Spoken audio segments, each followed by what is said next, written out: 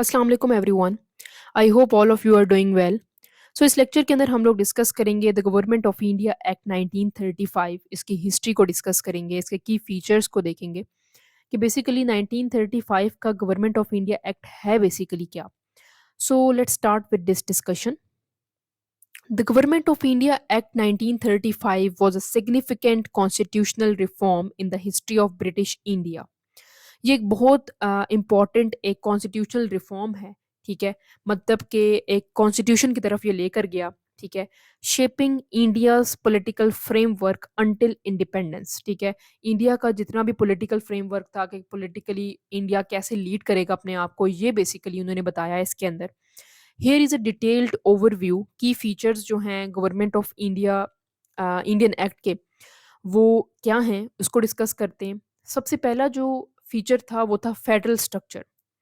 It was propose that establishment of an all India federation consisting of British India province and princely state, जिसके अंदर British India के provinces होंगे और साथ में प्रिंसली स्टेट्स होंगी। The federation was to have a bicameral federal legislation, मतलब दो हाउसेज होंगे जिसके अंदर princely state did not agree to join. Princely state ने कहा कि हम तो ज्वाइन नहीं करते। So the federal structure was never implemented, लेकिन फेडरल स्ट्रक्चर इसमें बरक्स क्या हुआ कि इम्प्लीमेंट हुआ ही नहीं। ठीक है, 1935 के गवर्नमेंट ऑफ इंडिया एक्ट के अंदर फेडरल स्ट्रक्चर का कॉन्सेप्ट थियोरेटिकली लिखा हुआ है लेकिन प्रैक्टिकली इम्प्लीमेंट नहीं हो सका।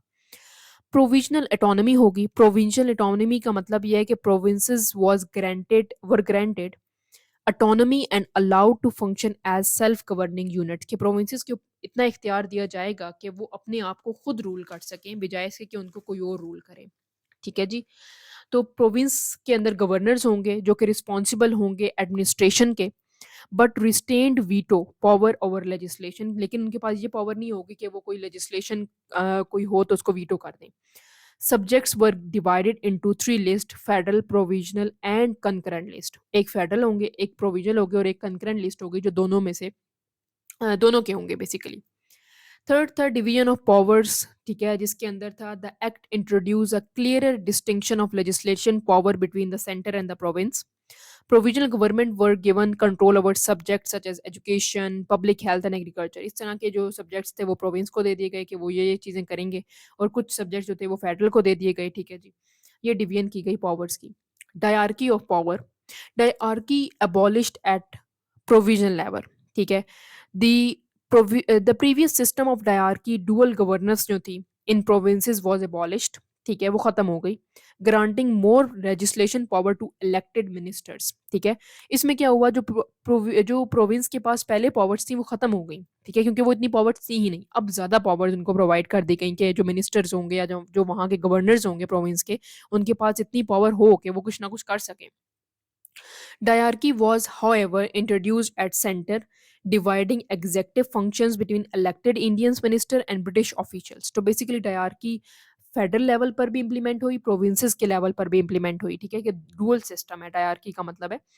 तो जो फेडरल लेवल था उस पर कैसे इम्प्लीमेंट हुई कि एग्जेक्टिव जो फंक्शंस थे उनको डिवाइड किया गया ब्रिटिश के ऑफिशियल्स के दरमियान में भी और इंडियन ऑफिशियल्स के दरमियान में भी। ठीक है, तो इस तरह से डायरकी इंट्रोड्यूस हुई। Introduction of the franchise. ठीक है, जो कि एक्सटेंड की गई the franchise allowing more people around 10% of the population to vote.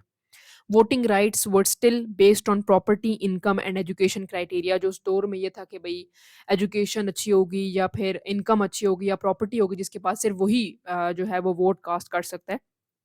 इस दौर में भी 1935 के अंदर गवर्नमेंट ऑफ इंडिया एक्ट में भी यही बात की गई कि 10% ज़्यादा पॉपुलेशन कर सकती है वोट कास्ट, लेकिन सिर्फ उनके पास या तो अच्छी एजुकेशन हो या प्रॉपर्टी हो उनके पास या फिर इनकम अच्छी हो, तब वो वोट कास्ट कर सकते हैं।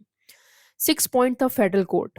अब फेडरल कोर्ट जो थी वो इस्टेब्लिश की गई ताकि वो डिस्प्यूट्स जो हैं वो रिजॉल्व कर सकें, किसके दरमियान, प्रोविंसेस के दरमियान और सेंट्रल गवर्नमेंट के दरमियान। ठीक है जी, फिर आती है बात सेपरेशन ऑफ बर्मा की। Burma was separated from British India and become a distant colony under British rule. ठीक है, कि बर्मा सेपरेट तो हो गया ब्रिटिश इंडिया से, लेकिन वो एक डिस्टेंट कॉलोनी है, लेकिन फिर भी उसको कौन रूल करेगा, ब्रिटिश। ठीक है, तो ये बनाया गया रूल।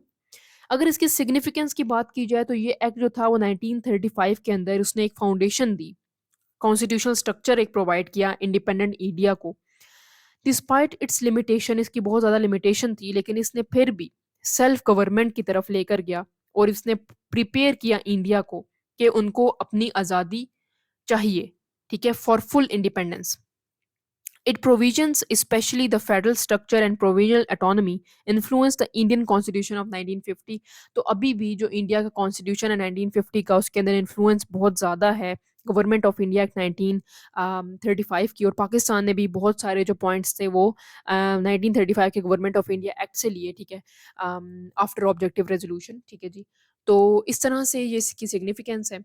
अगर हम इसकी क्रिटिसिज्म की बात की जाए तो इसको बहुत ज़्यादा क्रिटिसाइज भी किया गया है, ठीक है, कि ब्रिटिश के पास बहुत ज़्यादा कंट्रोल था, ठीक है। ब्रिटिश ने इसके अंदर फिर भी होल्ड रखा, अपना एक्ट तो दे दिया, लेकिन फिर भी कंट्रोल रखा। Is considered a milestone in Indian constitutional development and precursor to India's independence movement. और इंडिया को रोक दिया कि वो इंडिपेंडेंट ना हो, बल्कि उनको दिमागी तौर पर मेंटली उन्होंने कॉलोनाइज़ रखा, ठीक है, ये एक्ट देकर। तो इसके ऊपर ये क्रिटिसिज्म होती है कि ब्रिटिशर्स ने एक्ट तो दिया, लेकिन अपने पास एक्सेसिव कंट्रोल रख लिया, ठीक है। So that's all from my side. If you have any queries, you can ask me in the comment section. Please like, subscribe, and share my channel. Keep supporting. Thank you so much for watching.